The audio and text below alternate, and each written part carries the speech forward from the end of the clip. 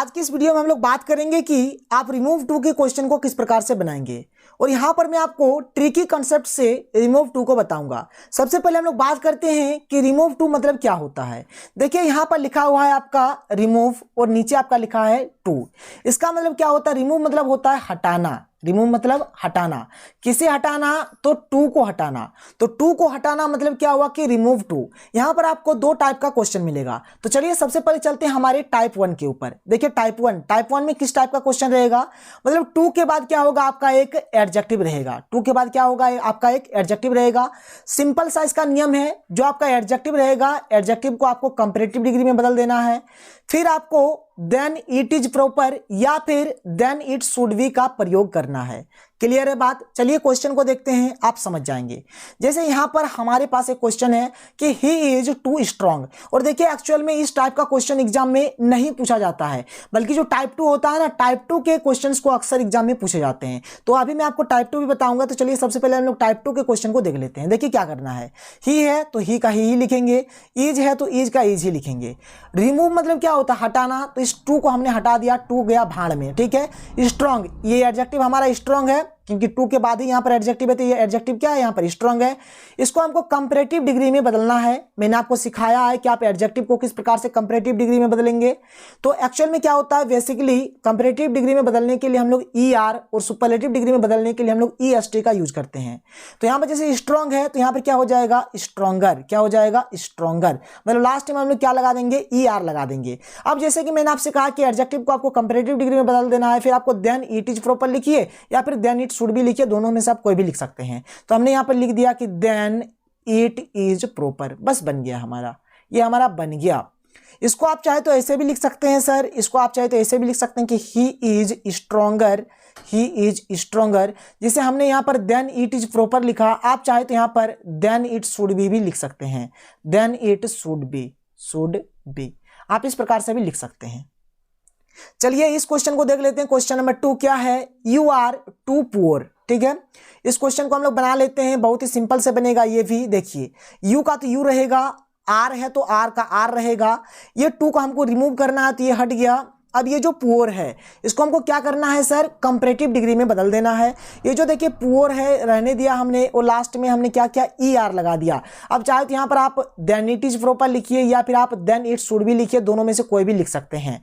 तो हम लोग यहाँ पर हमने लिख दिया कि then it is proper, then it is proper. तो ये हमारा बन गया। आप चाहे तो इसको ऐसे भी लिख सकते हैं कि you are poorer than it should be, than it should be. समझ में आया? तो आप इस प्रकार से बना सकते हैं। ये रहा टाइप वन। टाइप वन तो बहुत ही सिंपल है, ऐसा बात नहीं है कि टाइप टू मतलब हार्ड है, ये भी सिंपल है अगर आप समझ जाएंगे तो चलिए मैं आपको समझाता हूं टाइप टू के क्वेश्चन को। मतलब यहां पर क्या होगा? देखिए TOO है यहां पर, तो ये TOO के बाद क्या होगा? हमारे को एक इनफाइनाइट यानी कि TO रहेगा। समझ में आया बात? मतलब TOO के बाद क्या रहेगा? TO2 रहेगा। क्लियर है? इस टाइप के क्वेश्चंस को आप किस प्रकार से बनाएंगे? देखिए सिंपल सा इसका भी नियम है। जो TOO है इसको आपको सो में बदल देना है, जो TO2 है इसको आपको दैट में बदल देना है। पहले सब्जेक्ट के अनुसार आपको सब्जेक्ट देना है, फिर आपको कांट या फिर कुडंट का यूज करना है। कांट मतलब क्या होता है? कैन नॉट होता है, और कुडंट मतलब होता है कुड नॉट। समझ में आया? कांट आपको कहां लगाना है? तो प्रेजेंट टेंस में आपको कांट लगाना है। कुडंट आपको कहां लगाना है? तो पास्ट टेंस में लगाना है। कांट मतलब कहां लगाना है? प्रेजेंट टेंस में। तो प्रेजेंट टेंस में हमेशा am, is, are, have, has, V5, do और डज रहता है। तो यहां से आप पहचान सकते हैं कि हमारा प्रेजेंट टेंस में है, और जब प्रेजेंट टेंस में है तो आप हंसते हंसते कांट यानी कि कैन नॉट लगा दीजिए। और कुड नॉट कहाँ लगता है यानी कुडंट कहाँ लगता है? पास्ट टेंस में। पास्ट टेंस का पहचान क्या होगा? जहां पर वाज, वेयर, हैड, डिड या फिर V2 रहेगा। ठीक है, तो यहां पर आपको क्या करना है? कुडंट यानी कि कुड नॉट का यूज करना है। तो चलिए नियम तो आप समझ गए, अब क्वेश्चन को बना लीजिए, ये भी आप समझ जाएंगे। देखिए क्या करना है। ही है, ही का ही होगा। इज है तो इज का इज। ये जो TOO है, ये जो TOO है इसके बदले आपको क्या लिखना है सर? तो इसके बदले हमें लिखना है SO सो।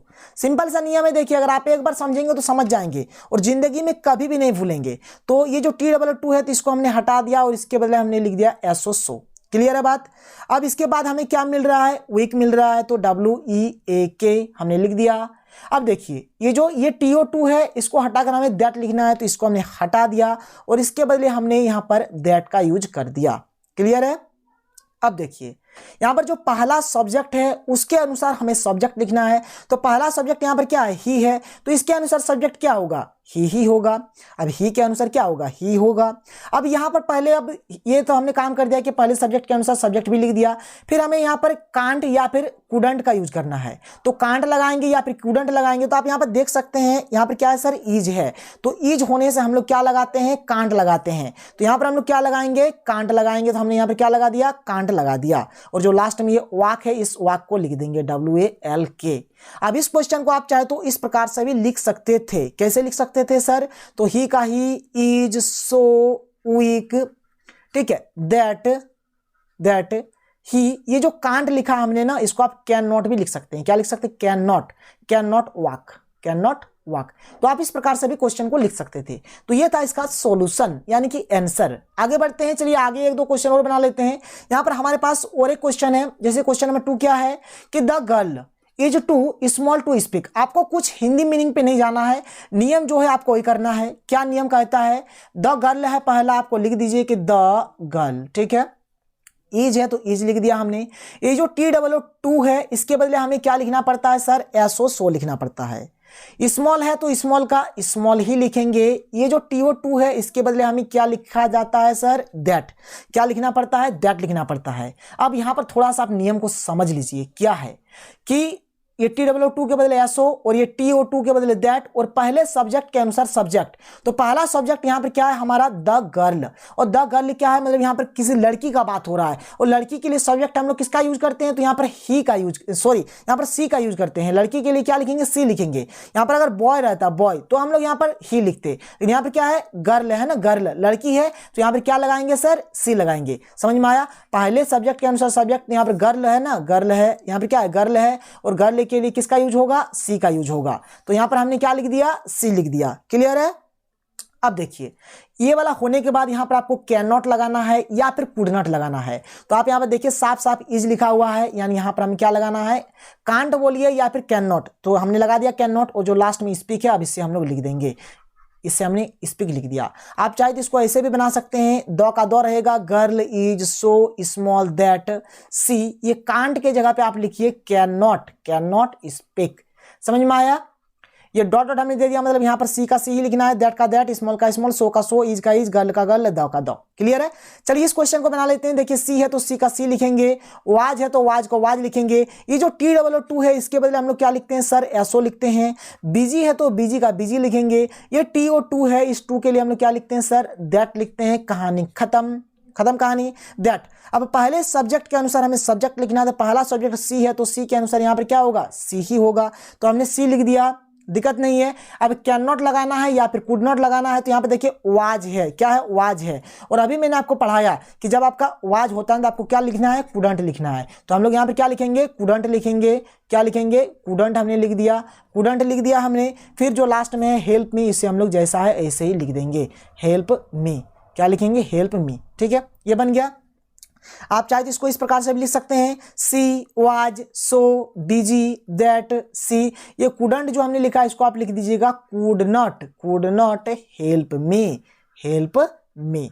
तो इस प्रकार से आप करेंगे सारा काम। तो यहां पर मैंने आपको रिमूव टू का दोनों टाइप बता दिया, टाइप 1 भी बता दिया, टाइप 2 भी बता दिया।